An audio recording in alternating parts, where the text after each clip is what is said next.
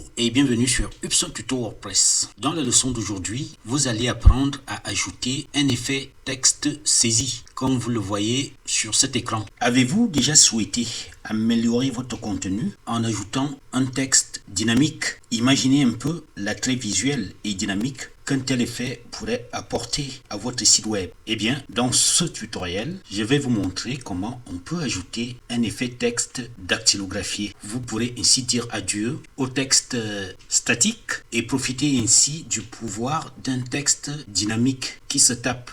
Vous pouvez ajouter des titres qui sont tapés, qui sont dactylographiés. Cet effet, je vous assure, vous permettra de créer une expérience utilisateur engageante et immersive pour les visiteurs de votre site. Pour ajouter cet effet texte dactylographié, on va ouvrir une page et nous allons ajouter le bloc texte avancé que nous avons déjà vu dans un autre tutoriel. Et si vous ne l'avez pas vu, je vous conseille de le voir en cliquant sur la petite bulle d'information qui apparaît en haut et à droite de mon écran. Je vais donc ouvrir la page que j'ai créée pour les besoins de ce tutoriel. Je vais juste refermer ça. Et je vais ouvrir ici l'ensemble des blocs Cadence en bleu pour ajouter le bloc texte avancé. Il s'agit bien de ce bloc. Je clique dessus, il est ajouté. Je peux refermer ici l'éditeur de blocs. On me propose d'ajouter un titre. Je viens de saisir ce titre. Je suis un effet texte tapé. Pour ajouter l'effet texte dactylographié à ce titre, je vais les sélectionner pour ne plus avoir à le saisir. Quand je l'ai sélectionné, j'ouvre ce petit chevron et je vais aller chercher ici l'effet texte dactylographié. Je clique. Après avoir cliqué, il y a cette boîte de dialogue qui s'est ouverte avec cette option supplémentaire activée par défaut. Il s'agit ici de la saisie en boucle. Je garde cette option activée par défaut.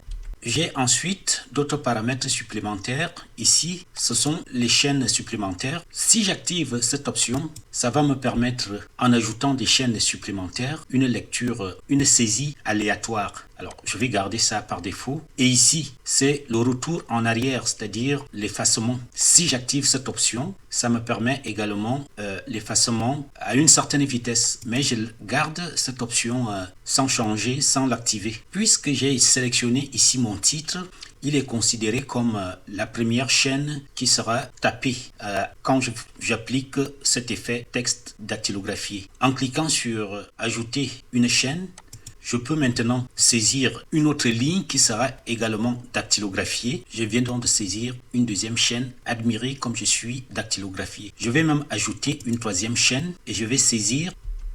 Regardez comment je suis effacé. Ensuite, je peux ouvrir les autres paramètres supplémentaires qu'il y a ici qui me permettent de choisir le délai. Je garde 0 millisecondes. Ici, c'est la vitesse d'effacement de retour. Alors, c'est en millisecondes également. Je vais garder 700 millisecondes. Il faut garder en esprit que plus ces valeurs seront hautes, plus la vitesse sera lente. Moins ces valeurs seront hautes, plus la vitesse sera rapide.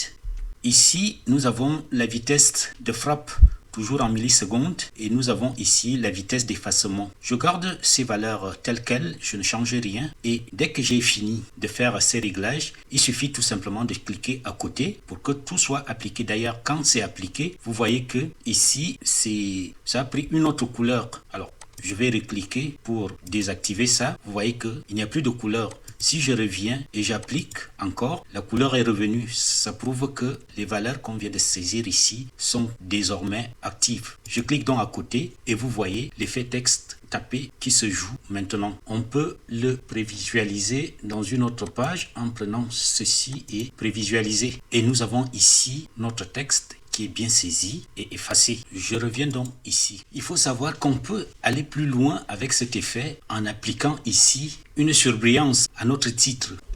Pour cela, je veux me repositionner sur le titre et je viens ici.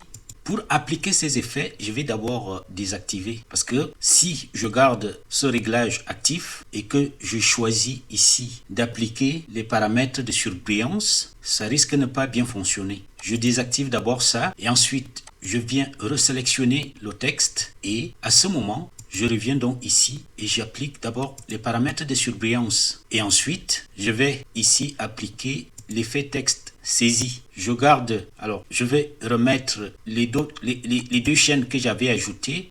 Sur la deuxième chaîne, j'ai ajouté admirer comme je suis dactylographié, et sur la troisième chaîne, j'ai ajouté regardez comment je suis effacé. Dès que j'ai fini de faire ça, je peux simplement cliquer à côté et vous voyez que la surveillance est appliquée au texte. Et si on va prévisualiser, nous avons tout ce que nous avons tapé qui se joue maintenant ici. Vous avez là un titre dynamique qui n'est pas encombrant et qui va attirer l'attention de votre visiteur sur votre site. J'en ai donc terminé avec cette petite vidéo sur l'effet texte dactylographié. Merci d'être resté jusqu'à la fin et si cela vous a apporté des connaissances supplémentaires, laissez-moi un pouce en l'air. Cela m'encourage à vous apporter davantage des vidéos comme celle-ci. Si vous n'êtes pas encore abonné à ma chaîne, c'est vraiment l'occasion de vous abonner pour ne rater aucun des tutoriels à venir. Je vous remercie.